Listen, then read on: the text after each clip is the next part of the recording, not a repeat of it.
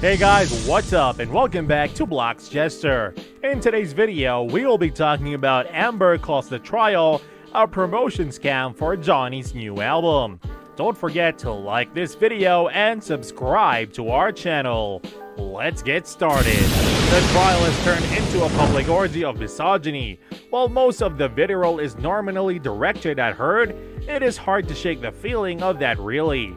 It is directed to all women and in particular at those of us who spoke out about gendered abuse and sexual violence during the height of the Me Too movement.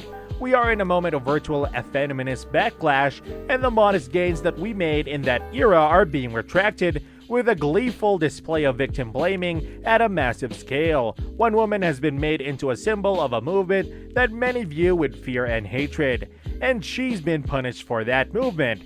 In this way, Heard is still in an abusive relationship, but now it is not just with Johnny Depp, but with the whole country. She published her post-piece, Heard's life has been consumed by the rage and retaliation of Depp and his fans. Lost in the scandal and spectacle of the lawsuit has been this reality.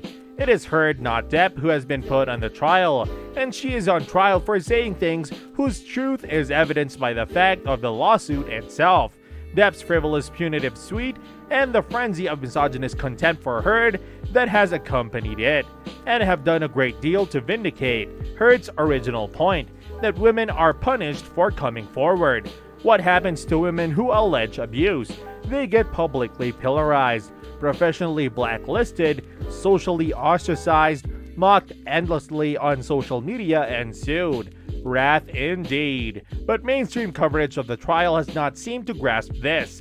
Instead, there has been a tremendous focus on Heard's mistakes and worst movements of the course of her relationship with Depp.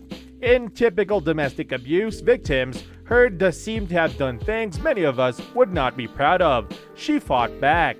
Depp's outbursts and insults left Heard resentful and angry with him, and sometimes she told him so.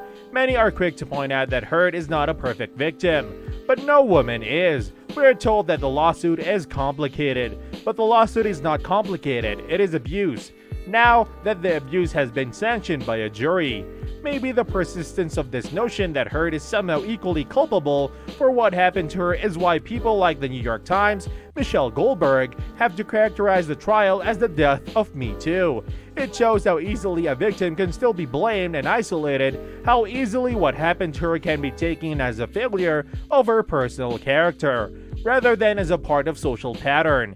Not all women are alike, but feminism was supposed to let us see how we are all similarly vulnerable, not to be gendered and abused, to the gendered application of double standards and unjust blame. No victim is perfect.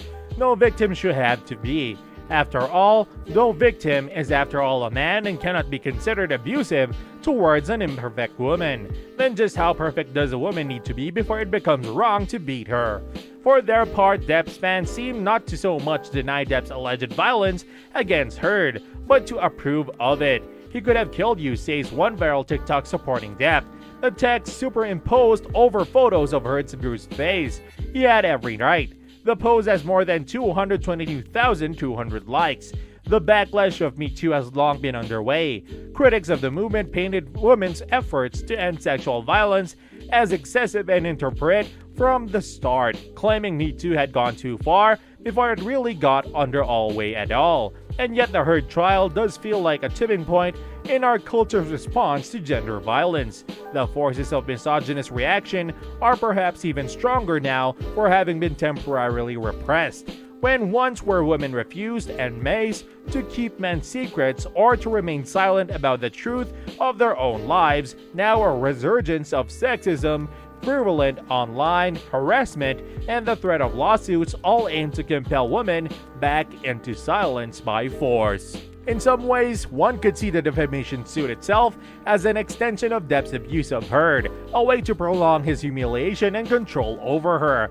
The only difference is that now the legal system and the public have been conscripted to take part. Alright guys, that is it for today's video.